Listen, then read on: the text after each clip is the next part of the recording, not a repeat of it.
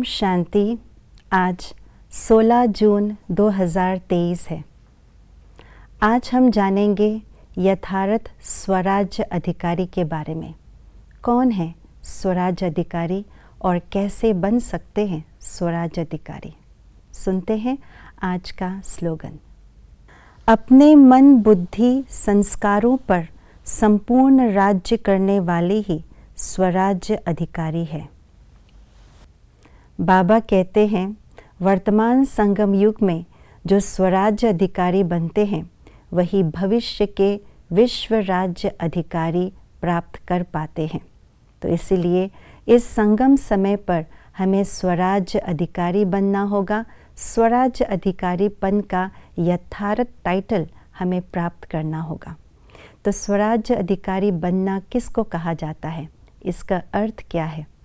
इसका अर्थ है अपने संपूर्ण कर्मेंद्रियों पर विजय प्राप्त करना, उसे ऑर्डर प्रमाण चला पाना, अधिकारी बन करके अपने सर्व कर्मेंद्रियों को अधीन रखना। तो सर्व कर्मेंद्रियों अर्थात स्थूल कर्मेंद्रिया और साथ साथ सूक्ष्म कर्मेंद्रिया। और इसमें भी जो अपने सूक्ष्म कर्मेंद्रियों को अधिकारी बन करके चलाते हैं वही अपने स्थूल कर्मेंद्रियों के भी अधिकारी बन जाते हैं। और सूक्ष्म कर्मेंद्रियां हैं मन, बुद्धि और संस्कार। मन को अधिकारी बन करके चलाना अर्थात अपने मन के भाव और भावनाओं के अधिकारी बनना, अपने इच्छाओं को काबू रख पाना, मन के विकारों पर विजय प्राप्त करना, मन को जैसे चाहे, जितना समय के लिए चाहे, जिस स्थिति में स्थित करना चाहे उस स्थिति में स्थित कर पाना, इसको कहा जाता है मन पर विजय प्राप्त करना। और बुद्धि पर विजय प्राप्त करना अर्थात बुद्धि को इतना स्पष्ट, इतना क्लीन और क्लियर बनाना जो बुद्धि राइट टाइम पर राइट डिसीजन ले सके।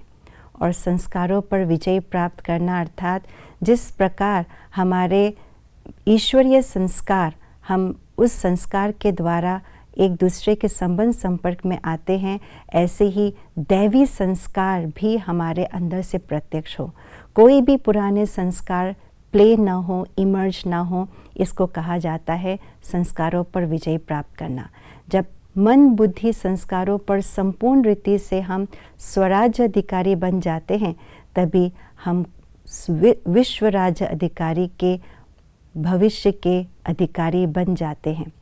तो यदि मैंने सोच लिया कि मन पर अधिकारी प्राप्त करने हैं, मन पर अधिकार प्राप्त करना है, तो हमने अधिकार तो प्राप्त कर ली परंतु संस्कारों पर अधिकार प्राप्त नहीं किया, तो इसको संपूर्ण रीति से स्वराज्य अधिकारी प्राप्त करना नहीं कहेंगे।